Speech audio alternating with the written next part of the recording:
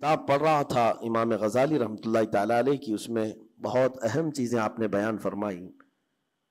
اللہ کے ناراض ہونے کی نشانیاں کیا ہیں؟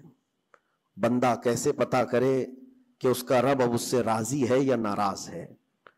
یہ بہت اہم چیز ہے میرے عزیزوں۔ اللہ کریم بندوں سے راضی ہے یا ناراض ہے، یہ کیسے پتا چلتا ہے؟ اس کی کچھ نشانیاں بزرگوں نے فرمائی، حتیٰ کہ حدیث پاک میں بھی ملتی ہیں۔ رسول کریم صلی اللہ علیہ وسلم سے بھی پوچھا گیا، اور پھر مولا علی کرم اللہ وجہہ الکریم کے اقوال بھی ہیں۔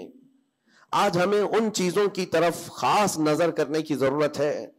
اگر وہ چیزیں پتہ چل جائے تو ہو سکتا ہے انسان اپنے آپ کی اصلاح کر لے اور اس میدان سے نکل آئے، کیونکہ غفلت میں کبھی ایسا ہوتا ہے کہ اسے لگ رہا ہے میں جو چل رہا ہوں صحیح چل رہا ہوں، سب تو ٹھیک ٹھاک ہے، لیکن بسا اوقات ایسا ہوتا ہے کہ وہ اتنے غلط راستے پر ہے کہ رب تعالیٰ کی ناراضگی اس کے ساتھ ہے۔ حدیث پاک میں اگر پوچھا گیا تو حدیث میں ایک لفظ سب سے زیادہ ہے، کئی حدیثیں ہیں۔ ابن ابی دنیا میں یہ حدیث منقول ہے، حضور پاک صلی اللہ علیہ وسلم نے فرمایا اللہ کے ناراض ہونے کی سب سے بڑی نشانی یہ ہے کہ جب تم میں سے سب سے برے لوگوں کو تم پر وہ حاکم بنا دے تو سمجھ لو کہ اللہ قوم سے ناراض ہے۔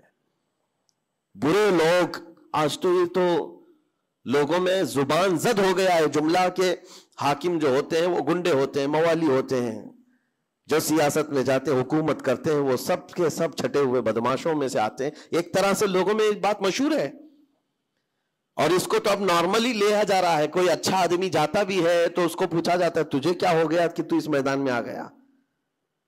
حالانکہ یہ میدان اتنا بدنام ہوا ہے تو اس کو آپ نارملی نہ لیں، بلکہ رسول پاک صلی اللہ علیہ وسلم فرماتے ہیں اللہ کے ناراض ہونے کی یہ نشانی ہے۔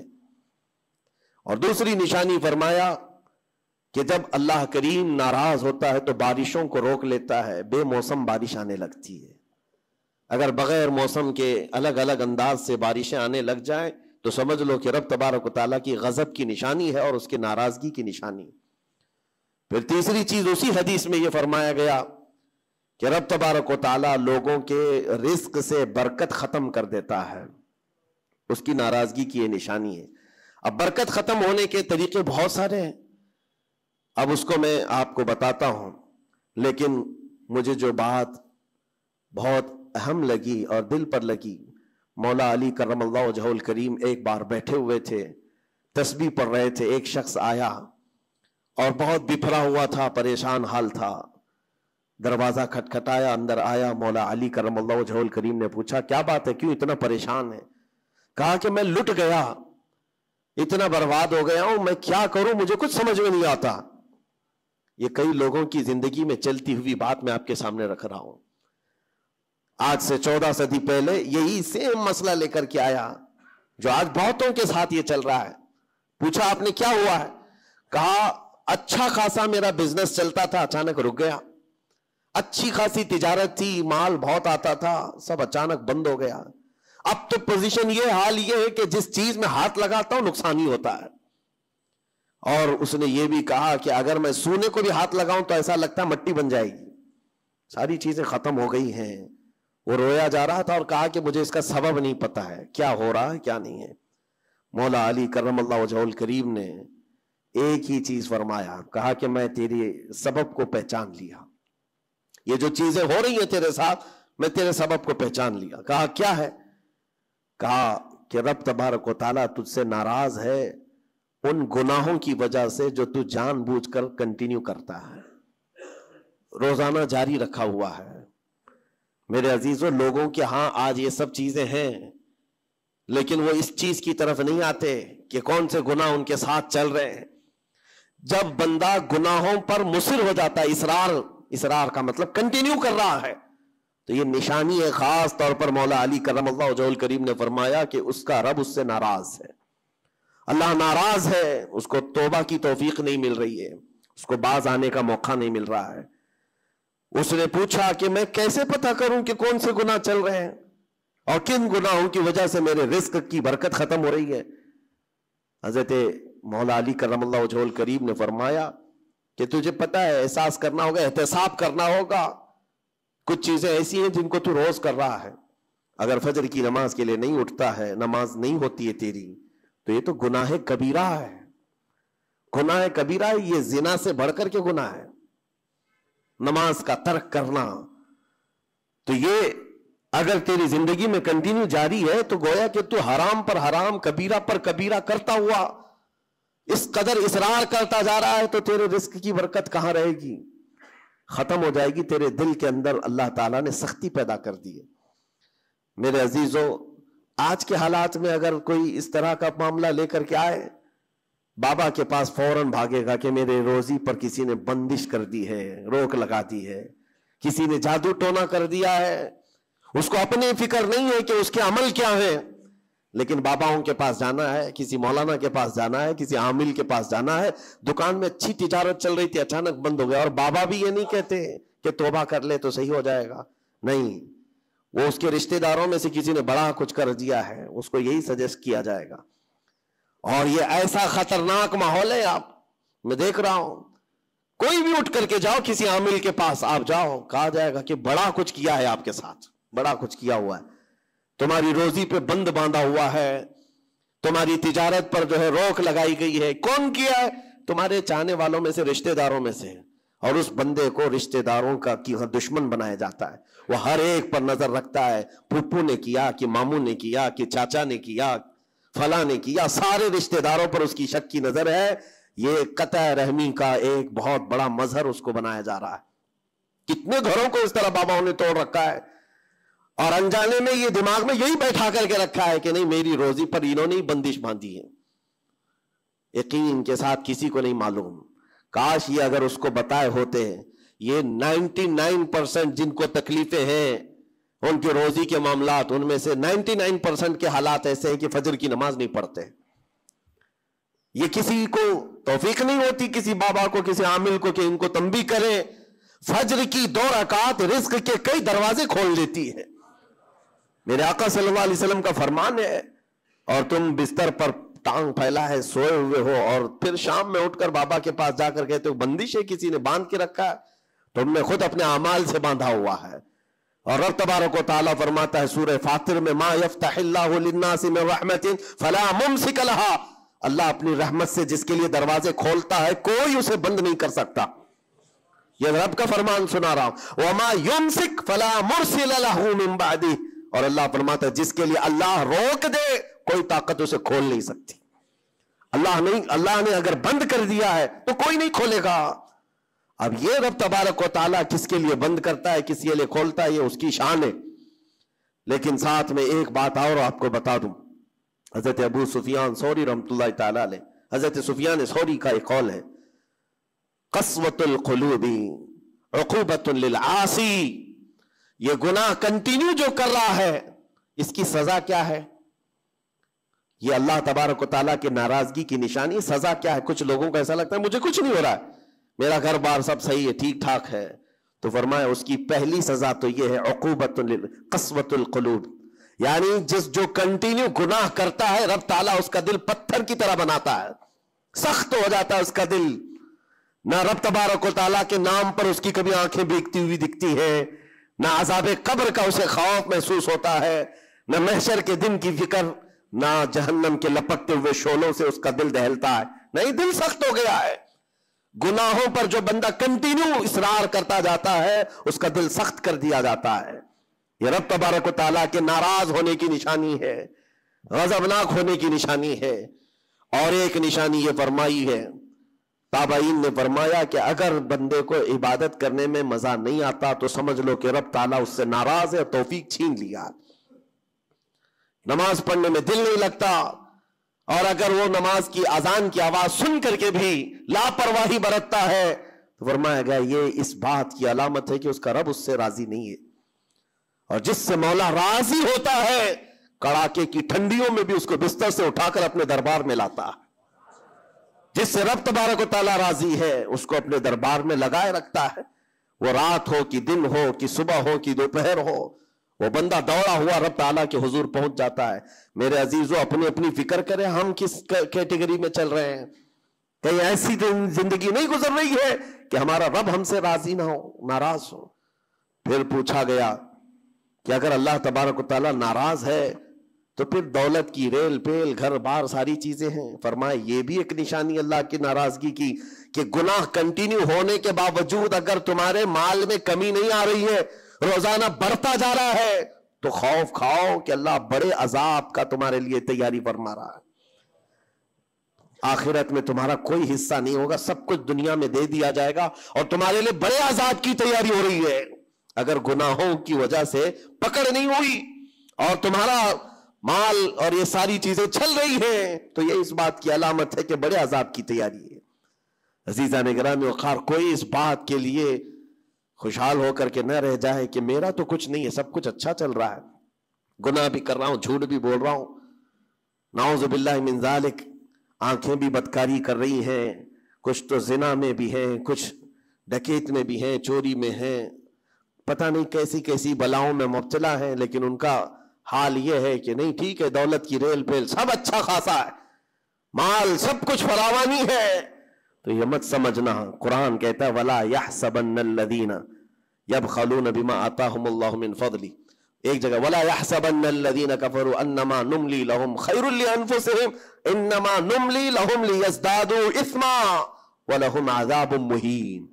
اللہ فرماتا ہے جو لوگ ہم سے دور ہو رہے ہیں وہ یہ مت سمجھیں کہ اللہ تعالیٰ کے بارگاہ میں وہ اچھا کر رہے ہیں, بلکہ رب تعالیٰ فرماتا ہے انما نملی لہم, ہم ان کو ڈھیل اس لیے دے رہے تاکہ وہ اور گناہ کر لیں, لیزدادوا اثما, اور گناہ کر لیں.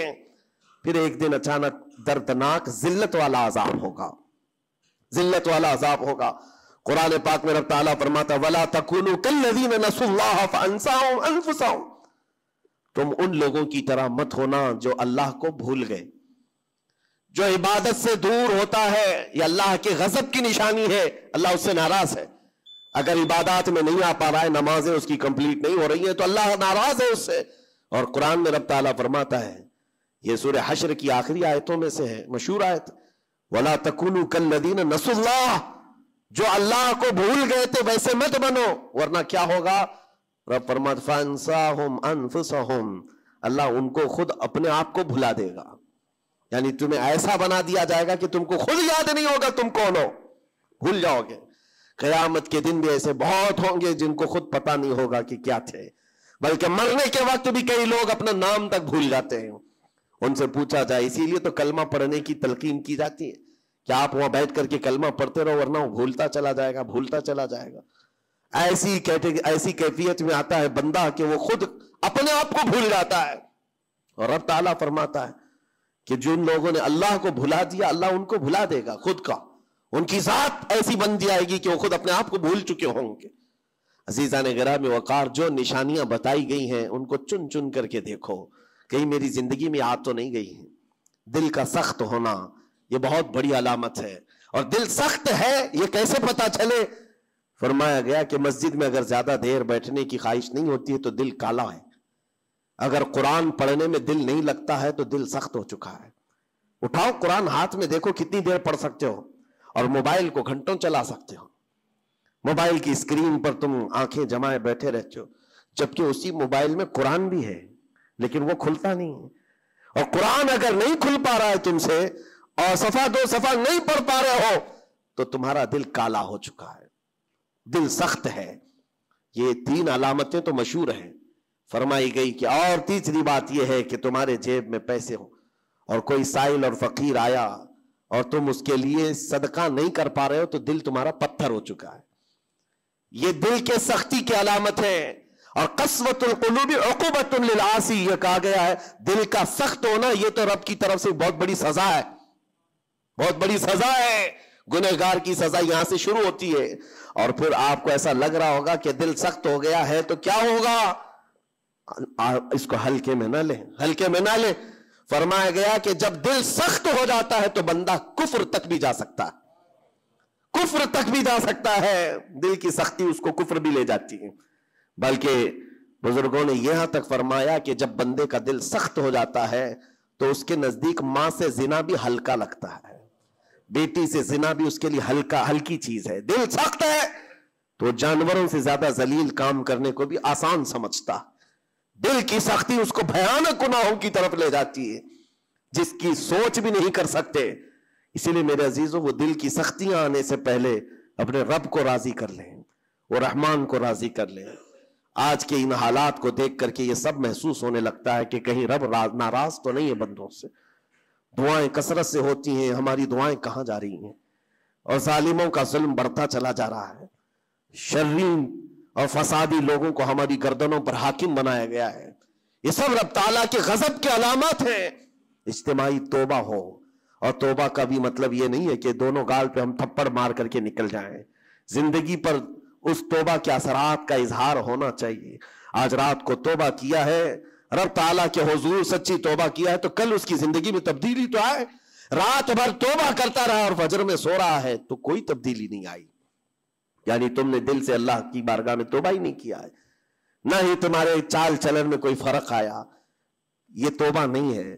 تھپڑ تو 1000 بار مار لو، اس کو توبہ نہیں کہا جاتا۔ توبہ عزم مصمم کا نام ہے، اور اللہ تبارک و تعالیٰ کو راضی کرنے والی توبہ وہی ہے جو عزم مصمم کے ساتھ ہوتی ہے۔ جانتے ہو سیدنا عمر فاروق رضی اللہ تعالیٰ عنہ، ان کا دور وہ ایک ایسے رعب و دبدبے کا دور ہے۔ ایک شخص ایک دکان سے یا گھر سے شراب کی بوتل لیا اور نکلا باہر۔ شراب کی بوتل لے کر کے حضرت عمر فاروق رضی اللہ تعالیٰ عنہ راستے پر آ رہے تھے، آپ کی نظر پڑ گئی، اس نے بوتل چھپا لیا۔ شراب کے ساتھ پکڑا جاتا، ابھی کوڑے بھی مارے جاتے اور ذلیل بھی ہوتا۔ حضرت عمر جیسے بڑھتے آگئے، اس کی ہیبت بھی بڑھتی چلی گئی۔ کیا ہوگا کیا ہوگا، بچ بچا کے نکل جاؤں، نہیں، لیکن سیدھے وہ سامنے آ کے کھڑے ہو گئے۔ کہا کہ کہاں سے؟ کہا یہیں سے آ رہا ہوں۔ کیا ہے جس کو تم بغل میں چھپائے جا رہے ہو؟ جس چیز کو چھپا رہا تھا اسی چیز کا سوال کیا انہوں نے۔ اس بندے نے کہا کچھ نہیں امیر المومنین، دودھ کی بوتل ہے، دودھ کی بوتل ہے، میں چھپایا ہوا ہوں، آپ آ رہے تھے آپ کی عظمت میں۔ حضرت عمر فاروق رضی اللہ تعالیٰ عنہ کی دوربین نظر جانتی تھی۔ آپ نے کہا دودھ کی بوتل ہو تو چھپانے کی ضرورت کیا ہے، نکالو باہر۔ اب اس کے ہاتھ اتنے کانپنے لگ گئے ڈر کے مارے کہ وقت کا وہ امیر المومنین کھڑا ہے جس سے قیصر و کسریٰ بھی تھر تھراتے ہوں۔ اب ان کے سامنے کیا بہانہ کیا جا سکتا ہے؟ اس نے بغل میں سے آہستے سے بوتل نکالی، آپ کے سامنے سر جھکا کر پیش کیا۔ حقیقت میں وہ دودھ کی ہی بوتل تھی، دودھ کی ہی بوتل تھی۔ یہ دیکھ کر اس کا سر چکرا گیا۔ شراب لے کر کے نکلا تھا اور بغل میں چھپایا بھی تھا امیر المومنین کے ڈر سے۔ حضرت عمر فاروق نے کہا کہ دودھ کی بوتل ہے تو تیرے اندر اتنا ڈر اور سہم کس بات کا، سچ بتا۔ رونے لگ گیا، آپ کا دامن پکڑ کر کے کہا امیر المومنین سچ بتاؤں تو شراب کی بوتل لے کے نکلا تھا، لیکن جیسے ہی آپ پر نظر پڑی دل اتنا پسیج گیا، میں اندر سے رحمان کو پکارا، اے رب کریم آج تو عمر کے سامنے میری عزت بچا لے، کبھی ہاتھ نہ لگاؤں گا، شراب کبھی نہیں پیوں گا۔ دل سے میں نے پکارا، رب تعالیٰ نے میری عزت رکھ لی اور اس شراب کو دودھ میں بدل دیا۔ میرے عزیزوں، وہ ناراض ہوتا ہے تو جلدی راضی بھی ہوتا ہے، وہ راضی بھی ہوتا ہے۔ ایسا نہیں ہے کہ مولا تعالیٰ غضبناک ہے تو بندوں کو عذاب میں مبتلا کرے گا۔ ایک دعا کرو، ایک دعا کرو رب تبارک و تعالیٰ کی بارگاہ میں، جو مجھے بڑی لگی دل کو، جو میں آپ کے سامنے شیئر کر رہا ہوں۔ کبھی سجدے میں گر کر اس سے مولا سے اتنا کہو کہ اے رب تیرے لیے بندے میرے علاوہ کروڑوں ہیں، میں ایک نہیں ہوں، تیرے تو کروڑوں بندے ہیں، لیکن مولا میرے لیے تو صرف تو ایک ہی ہے، میرے لیے تو صرف ایک ہی ہے جس کے سامنے جھک کر میں مانگ سکتا ہوں۔ تجھ سے جو منہ چھپاؤں تو کروں کس کے سامنے؟ رب تبارک و تعالیٰ کو یہ ادا پسند آتی ہے، کیونکہ یہ قرآن پاک میں حضرت عیسیٰ علیہ السلام کے ضمن میں بیان کی گئی ہے۔ اللہ تعالیٰ نے خود اس کو قرآن میں فرمایا، ان تعذبہم فانہم عبادک وان تغفر لہم فانک انت العزیز الحکیم۔ عیسیٰ علیہ السلام نے اپنے امتیوں کے لیے اللہ کی بارگاہ میں یہ التجا کی تھی، مولا اگر تو ان کو عذاب دے گا تو تیرے ہی تو بندے ہیں، تیرے ہی تو بندے ہیں، اور اگر بخش دے گا تو تو غالب حکمت والا ہے، تیرے خزانے میں کوئی کمی نہیں ہونے والی ہے۔ عزیزان گرامی وقار، جن گناہوں پر زندگی گزر رہی ہے اس سے نکل آنا ضروری ہے۔ آج یا کل موت کا فرشتہ آ جائے گا، کہیں ایسا نہ ہو کہ اسی گناہوں کے دروازے پر ہمیں دستک دی جائے، اور جو بندہ جس حال میں دنیا سے مرتا ہے پھر اسی حال میں اسے اٹھایا نہ جائے، ذلیل لوگوں میں اس کو قیامت کے دن اٹھایا نہ جائے۔ جانے کی تیاری تو ہونی چاہیے، اور جس طرح سے بھی ممکن ہو سکے توبہ کرو، اپنے اندر سے اور باہر سے صاف ہو جاؤ، اور رب تبارک و تعالیٰ کو راضی کرنے کے لیے توبہ سب سے بڑی چیز ہے، سب سے بڑی چیز ہے۔ میرا رب فرماتا ہے قرآن پاک میں لا تقنطوا من رحمت اللہ، اللہ کی رحمت سے مایوس نہ ہو، وہ سارے گناہوں کو معاف کرے گا، بے شک اللہ غفور و رحیم ہے۔ لیکن آج جو اس کے ناراضگی کی نشانیاں ہیں اپنی زندگی میں ڈھونڈ ڈھونڈ کے نکالو۔ اگر مجھ سے عبادت نہیں ہو رہی تو میرا رب ناراض ہے مجھ سے، میرے گھر میں تجارت پر روک لگی ہے تو میرا رب ناراض ہے، اور اگر مال و دولت کی کثرت ہے لیکن گناہ مجھ سے نہیں چھوٹ رہے ہیں تو پھر تو اللہ تعالیٰ ایک بڑے عذاب کی تیاری میں ہے۔ رب تبارک و تعالیٰ ایک بڑا عذاب میرے لیے تیار رکھا ہے، بڑا عذاب میرے لیے تیار رکھا ہے، میرے ان گناہوں کی وجہ سے وہ سب کچھ مجھے دنیا میں دے رہا ہے۔ یہ ڈر کی بات ہے۔ اللہ تبارک و تعالیٰ کی بارگاہ میں دونوں چیزیں رکھے، اس کی بخشش کی امید بھی اور اس کے پکڑ کا خوف بھی، اور اس خوف اور امید کے بیچ میں جینے کا نام ایمان کی زندگی ہے۔ اللہ کریم ہم سب کو اس ایمان کی زندگی عطا فرمائے۔ رب تبارک و تعالیٰ ہم سب کو اپنے غضب سے دور رکھے، اس کی ناراضگی سے ہمیں دور رکھے۔ اللہ اے رب کریم اس وقت تک ہمیں تو دنیا سے نہ اٹھا جب تک تو ہم سے راضی نہ ہو جا۔ اے اللہ جب تک تو ہم سے راضی نہ ہو جا، اے اللہ جب تک تو ہم سے راضی نہ ہو جا۔